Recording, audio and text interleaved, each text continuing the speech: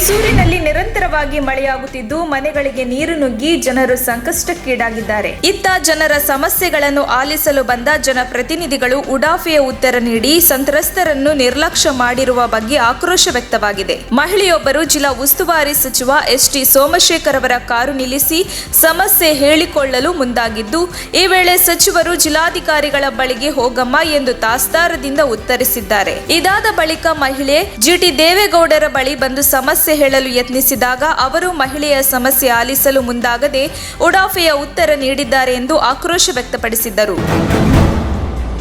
ಲೈಂಗಿಕ ದೌರ್ಜನ್ಯಕ್ಕೆ ಸಂಬಂಧಿಸಿದಂತೆ ಸುದ್ದಿಯಲ್ಲಿರುವ ಮುರುಘಾ ಶ್ರೀ ವಿರುದ್ಧ ಲೈಂಗಿಕ ದೌರ್ಜನ್ಯದ ಜೊತೆಗೆ ಪರಿಶಿಷ್ಟ ಜಾತಿ ಪಂಗಡ ಕಾಯ್ದೆಯಡಿಯೂ ಪ್ರಕರಣ ದಾಖಲಾಗಿದೆ. ಮೈಸೂರಿನ ನಜರ್ಬಾದ್ ಠಾಣೆಯಲ್ಲಿ ಸ್ವಾಮೀಜಿ ವಿರುದ್ಧ ಲೈಂಗಿಕ ದೌರ್ಜನ್ಯ ಪ್ರಕರಣ ದಾಖಲಾಗಿತ್ತು. ಸಂತ್ರಸ್ತೆಯ ಪೈಕಿ ಓರ್ವಳು ಬಾಲಕಿ ದಲಿತ ಸಮುದಾಯಕ್ಕೆ ಸೇರಿದ್ದು, ಹೀಗಾಗಿ ಎಸ್ಸಿ/ಎಸ್ಟಿ ದೌರ್ಜನ್ಯ ತಡೆ ಕಾಯ್ದೆಯಡಿಯಲ್ಲೂ ಪ್ರಕರಣ ದಾಖಲಾಗಿದೆ ಎನ್ನಲಾಗಿದೆ.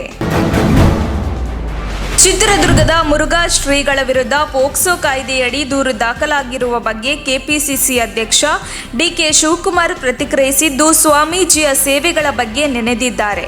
ಮುರುಘಾ ಶ್ರೀಗಳ ಸೇವೆ ಯಾರು ತಳ್ಳಿ ಹಾಕುವಂತಿಲ್ಲ.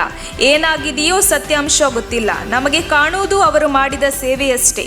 ದೇಶದ ಎಲ್ಲಾ ನಾಯಕರು ಅವರನ್ನು ಹಾಡಿ ಹೊಗಳಿದ್ದಾರೆ. ಒಳಗಡೆ ಏನು ಷಡ್ಯಂತ್ರ ನಡೆಯುತ್ತಿದೆ ಗೊತ್ತಿಲ್ಲ ಎಂದಿದ್ದಾರೆ. ಮುರುಘಾ ಶ್ರೀ ಬಂಧನಕ್ಕೆ ಆಗ್ರಹಿಸಿ ಚಿತ್ರದುರ್ಗದ ನ್ಯಾಯಾಲಯದ ಬಳಿ ವ್ಯಕ್ತಿಯೊಬ್ಬರು ಮೌನ ಪ್ರತಿಭಟನೆ ನಡೆಸಿದ್ದಾರೆ. ಬೇಟಿ ಬಚಾವೋ ಬೇಟಿ ಪಡಾವೋ ಬ್ಯಾನರ್ ಹಿಡಿದು ನಾಗರಾಜ್ ಎನ್ನುವ ವ್ಯಕ್ತಿ ಮೌನ ಪ್ರತಿಭಟನೆ ನಡೆಸಿದ್ದು, ಕೇಸ್ ದಾಖಲಾಗಿದ್ದರೂ ಪೊಲೀಸರು ಆರೋಪಿಗಳನ್ನು ಸರಿಯಾಗಿ ತನಿಖೆ ಮಾಡುತ್ತಿಲ್ಲ. ಪ್ರಭಾವಿಗಳ ಒತ್ತಡಕ್ಕೆ ಮಣಿದು ಸರ್ಕಾರ ಕೂಡ ಕ್ರಮ ಕೈಗೊಳ್ಳುತ್ತಿಲ್ಲವೆಂದು ಅಸಮಾಧಾನ ಹೊರಹಾಕಿದ್ದಾರೆ. ಪದೇ ಪದೇ ಚಡ್ಡಿಯಲ್ಲಿ ಮೂತ್ರ ಮಾಡಿಕೊಳ್ಳುತ್ತಿದ್ದ ಬಾಲಕನಿಗೆ ಅಂಗನವಾಡಿ ಶಿಕ್ಷಕಿ ವಿಚಿತ್ರ ಶಿಕ್ಷೆ ನೀಡಿರುವ ಘಟನೆ ತುಮಕೂರು ಜಿಲ್ಲೆಯ ಚಿಕ್ಕನಾಯಕನಹಳ್ಳಿಯಲ್ಲಿ ನಡೆದಿದೆ. ಚಿಕ್ಕನಾಯಕನಹಳ್ಳಿ ಅಂಗನವಾಡಿ ಶಿಕ್ಷಕಿ ಹಾಗೂ ಸಹಾಯಕಿ 3 ವರ್ಷದ ಬಾಲಕನ ಗುಪ್ತಾಂಗವನ್ನೇ ಸುಟ್ಟಿದ್ದಾರೆ. ಬಾಲಕನ ಗುಪ್ತಾಂಗ ಮತ್ತು ತೊಡೆ ಬಳಿ ಸುಟ್ಟ ಗಾಯಗಳಾಗಿದ್ದು, ಪ್ರಕರಣ ಬೆಳಕಿಗೆ ಬರುತ್ತಿದ್ದಂತೆ ಜಿಲ್ಲಾ ಮಕ್ಕಳ ಹಕ್ಕು ರಕ್ಷಣಾ ಘಟಕದ ಅಧಿಕಾರಿಗಳು ಘಟನಾ ಸ್ಥಳಕ್ಕೆ ಧಾವಿಸಿದ್ದಾರೆ. ಅಂಗನವಾಡಿ ಶಿಕ್ಷಕಿ ಮತ್ತು ಸಹಾಯಕಿಗೆ ನೋಟಿಸ್ ನೀಡಿದ್ದಾರೆ.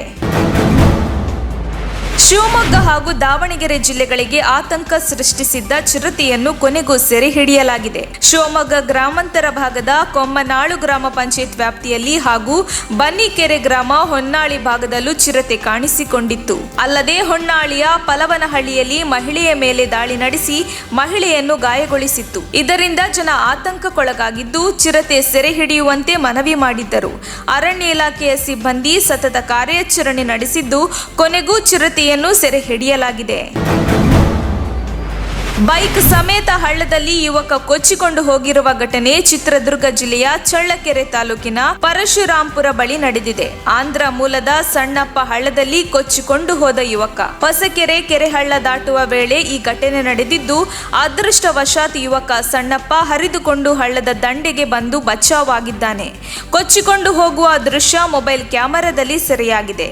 ಪರಶುರಾಂಪುರ ಠಾಣೆ ವ್ಯಾಪ್ತಿಯಲ್ಲಿ ಪ್ರಕರಣ ನಡೆದಿದೆ.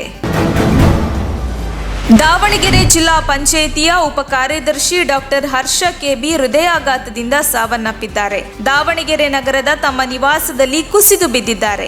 ತುರ್ತಾಗಿ ಅವರನ್ನು ಆಸ್ಪತ್ರೆಗೆ ಸಾಗಿಸುವಷ್ಟರಲ್ಲಿ ಡಾಕ್ಟರ್ ಹರ್ಷ ಅವರು ಮೃತಪಟ್ಟಿದ್ದಾರೆ.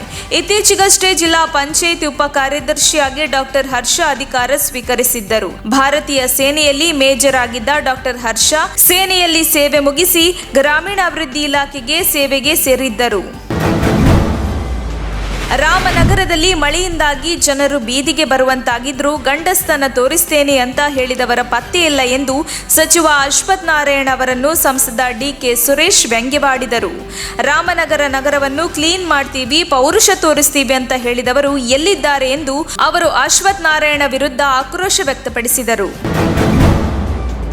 ಸರ್ಕಾರಿ ಬಸ್ ಮತ್ತು ಬೈಕ್ ನಡುವೆ ಡಿಕ್ಕಿ ಹೊಡೆದ ಪರಿಣಾಮ ಬೈಕ್ ಸವಾರರಿಬ್ಬರು ಸ್ಥಳದಲ್ಲೇ ಸಾವನ್ನಪ್ಪಿರುವ ಘಟನೆ ಜಿಲ್ಲೆಯ ಸಿಂಧನೂರು ತಾಲೂಕಿನ ಜವಳಗೇರ ಬಳಿ ದುರ್ಘಟನೆ ನಡೆದಿದೆ. ಬೈಕ್ಗೆ ಡಿಕ್ಕಿ ಹೊಡೆದ ಬಳಿಕ ಬಸ್ ಭತ್ತದ ಗದ್ದೆಗೆ ನುಗ್ಗಿದೆ.